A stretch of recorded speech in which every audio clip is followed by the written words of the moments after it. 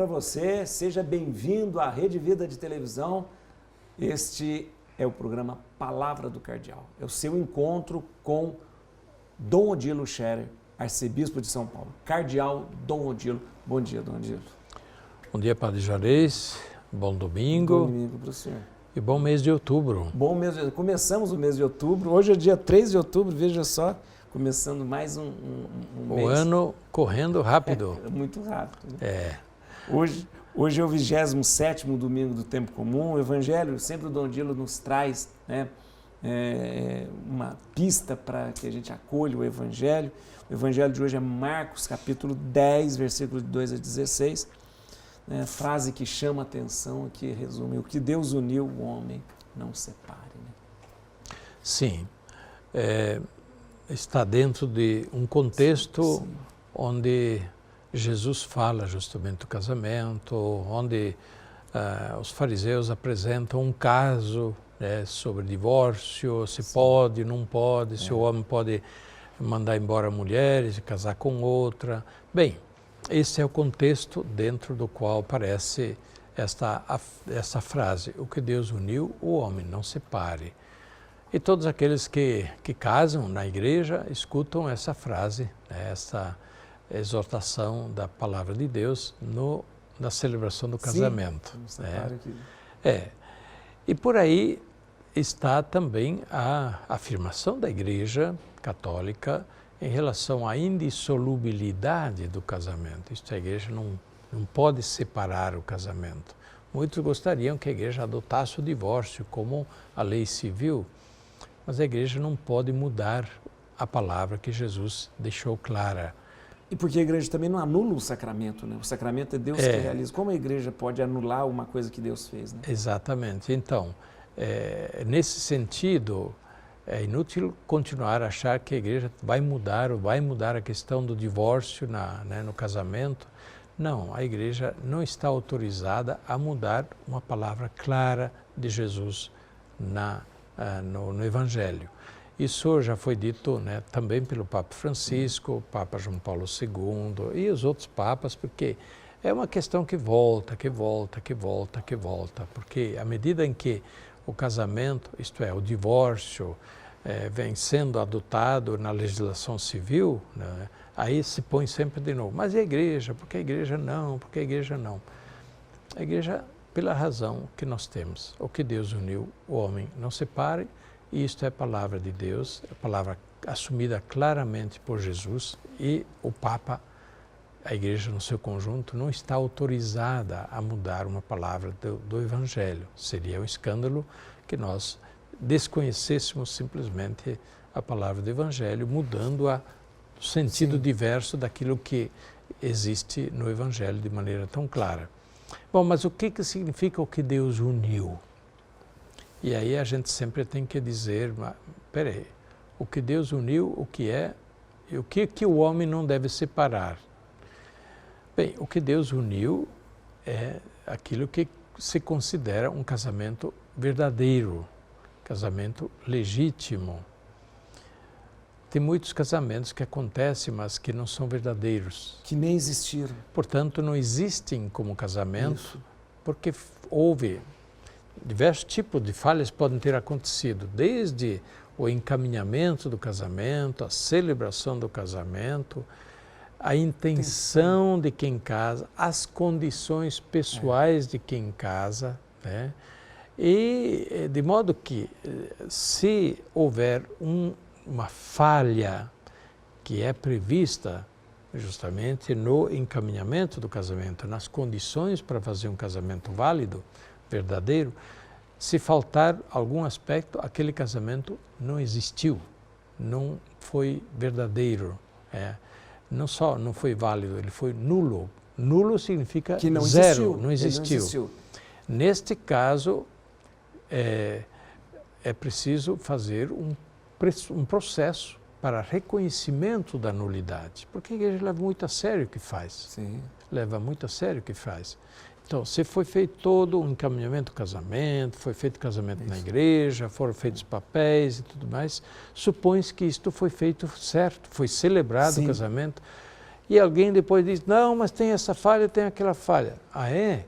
Vai para um processo. Então vamos verificar se houve aquela falha. Vamos fazer uma verificação, e a verificação é feita criteriosamente, né? Segundo Por aquilo que prevê peritos. a norma da igreja. E aí então se vê se houve aquela falha no casamento, houve. E o casamento então é reconhecido como nulo. Ele é declarado que ele nunca existiu.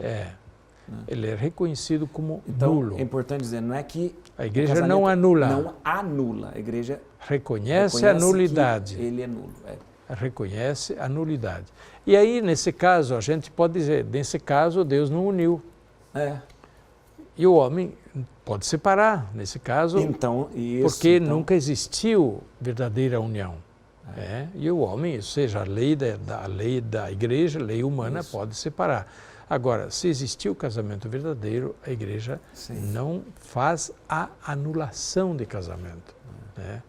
Por isso que é preciso fazer um processo criterioso. O Papa Francisco, quando estabeleceu essas novas normas sobre os processos matrimoniais, ele recomenda uma coisa, que se olhe com muita objetividade e serenidade, que o importante é conseguir estabelecer qual foi a verdade do casamento, daqueles fatos, e chegar a reconhecer a verdade é o mais importante. Então, a verdade diz, bom, aquele casamento de fato não existiu, então reconhece a nulidade. Mas depois de um processo pode ser que, não, aquele casamento foi verdadeiro, não dá para dizer que foi nulo. A igreja diz, não tem como reconhecer a nulidade desse casamento. É muito bom o senhor esclarecer isso justamente para tirar qualquer dúvida. E é importante esclarecer para que as pessoas possam dizer que a igreja tem uma palavra também, né? Quando alguém chega de repente e fala, olha, meu casamento acabou. A igreja tem uma palavra, ou sim ou não, né? Para que essa pessoa possa encaminhar a sua... O casamento acabou. Bem, pode ser que nunca começou. Nunca aconteceu, Nunca aconteceu e aí se diz o casamento foi nulo.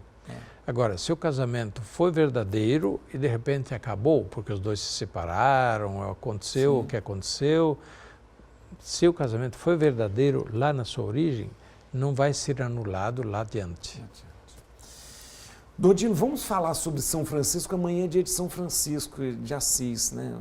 Lembramos do Papa, que tem o mesmo nome, né? Do primeiro Papa Francisco. Primeiro Papa Francisco, né? Primeiro Papa Francisco. E por isso não recebe Francisco I, não é Francisco I? Não, se houver um segundo, então esse será segundo, Francisco II. Dom Odilo, então, na verdade, é muito importante falar sobre Francisco, porque a imagem de Francisco, de repente, fica muito distante do que Francisco realmente é, né? São Francisco é um santo extraordinário, né? Um santo, diria, universal, que é amado por católicos e não católicos, cristãos e não cristãos, por causa da sua posição, sua postura. Mas aqui, acho que a gente precisa também dizer que muita coisa em torno de São Francisco é fantasia. Sim. Fantasia que vai se formando ao longo do tempo. Fantasia bonita, romântica, poética. Então é preciso conhecer o Francisco real, o São Francisco real.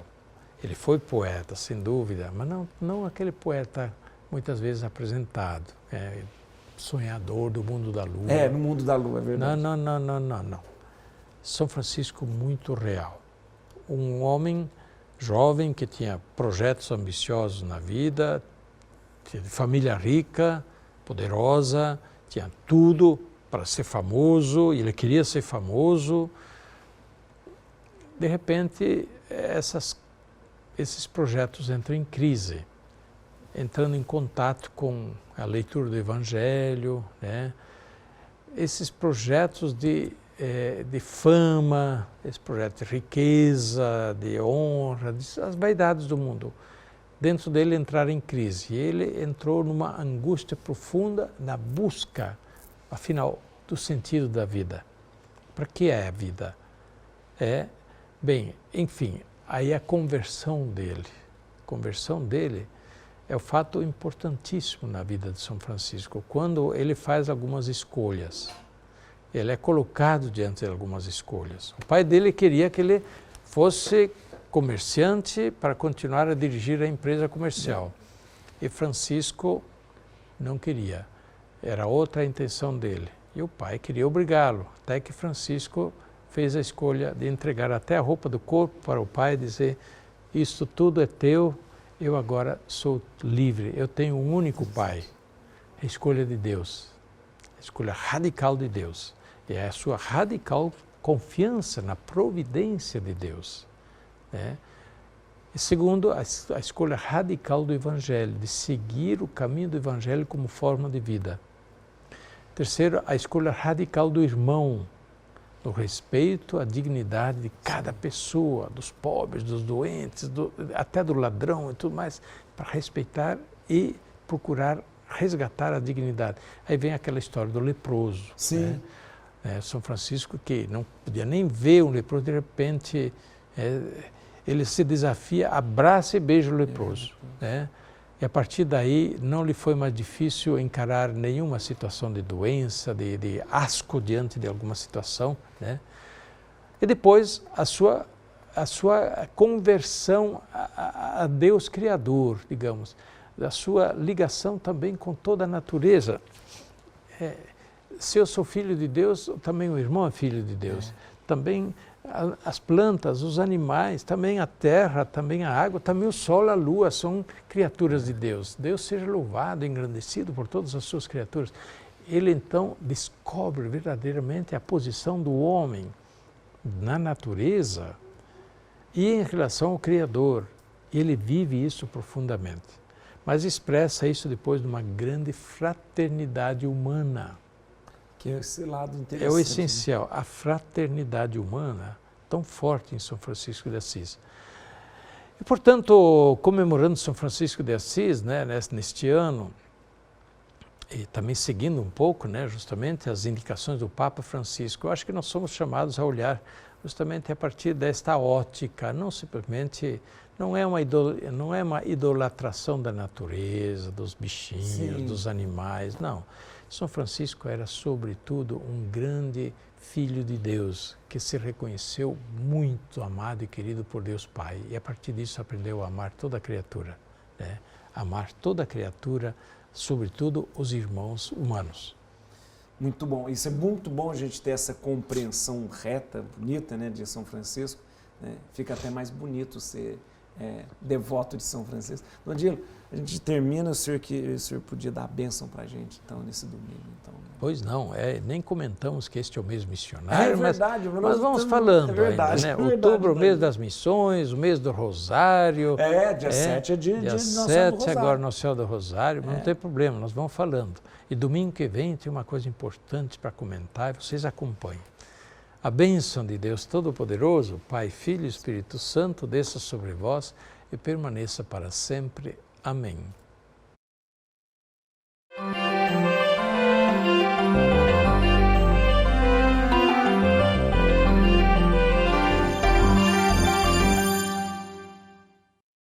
Preparação